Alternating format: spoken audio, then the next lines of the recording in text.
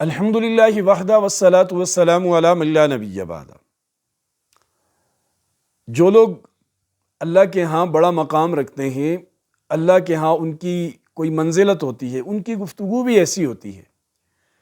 ان کی نگاہ بھی اسی طرح دیکھتی ہے، انہیں اللہ پاک اپنی طرف سے حکمت عطا فرماتے ہیں، سوجھ بوجھ فہم و فراست سے اللہ پاک مالا مال کرتے ہیں۔ حاجی عبدالوہاب صاحب رحمۃ اللہ تعالیٰ علیہ بہت بڑی شخصیت ہے،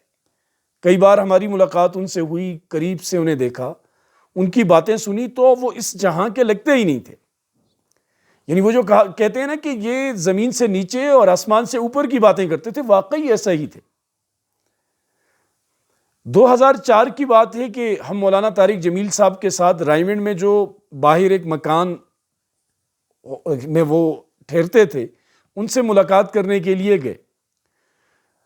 تو مولانا طارق جمیل صاحب کے ساتھ ایک مولانا عمران عیسیٰ صاحب کراچی والے تھے، اور بھی ایک عالم صاحب بیٹھے ہوئے تھے، اور ان کی آپس میں گفتگو چل رہی تھی۔ ہم اپنے کسی کام سے گئے تھے، مولانا نے عمران عیسیٰ صاحب سے کہا کہ آج حاجی عبدالوہاب صاحب نے تو مجھے ایک عجیب بات کہہ دی ہے، ایک عجیب نصیحت کی ہے، عجیب حکم صادر کیا ہے۔ پوچھا کیا کیا ہے؟ تو مجھے حاجی عبدالوہاب صاحب نے کہا ہے کہ طارق جمیل، جب تم رائے آؤ تو اپنا بستر مسجد میں لگایا کرو، یعنی جہاں عام لوگ سوتے ہیں وہاں تم سویا کرو، مسجد میں جیسے باقی لوگ آتے ہیں جاتے ہیں اسی ترتیب سے تم بھی رہا کرو۔ اب وہ مولانا طارق جمیل صاحب اور عمران عیسیٰ صاحب آپس میں اسی موضوع پہ بات کر رہے تھے، اور ان نقصانات کو، ان خدشات کو مد نظر رکھ رہے تھے کہ جو مسجد میں بستر لگانے سے مولانا طارق جمیل صاحب کو درپیش ہو سکتے تھے، کہ لوگوں کی آمد و رفت، آرام میں خلل ڈالنا، ملنا ملانا وغیرہ یہ چیزیں۔ خیر، ہم تو آگے اپنا کام ان سے، مولانا سے جو بات کرنی تھی اس کے بعد، لیکن میں آج بھی سوچتا ہوں تو مجھے حیرت ہوتی ہے، حاجی عبدالوہاب صاحب رحمۃ اللہ علیہ کی فہم و فراست پر آج بھی دماغ یعنی اش کر اٹھتا ہے کہ کیا دور کی نگاہ تھی۔ وہ چاہتے تھے کہ یہ جو مولانا طارق جمیل صاحب ایک مشہور شخصیت بنے ہوئے ہیں،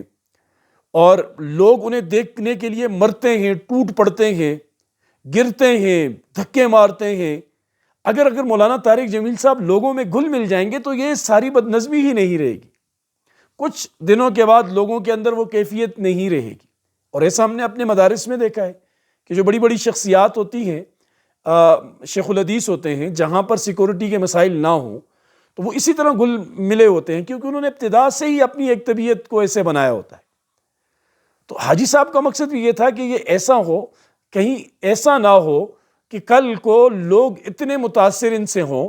اور ان کی شخصیت اتنی لوگوں کی نگاہ میں بلند و بالا ہو جائے کہ ان کا ہر عمل لوگوں کے لیے سند بن جائے، ان کا ہر اٹھنے والا قدم لوگوں کے لیے رہنمائی کا ذریعہ بن جائے۔ اور ایسا ہم نے دیکھا ہوا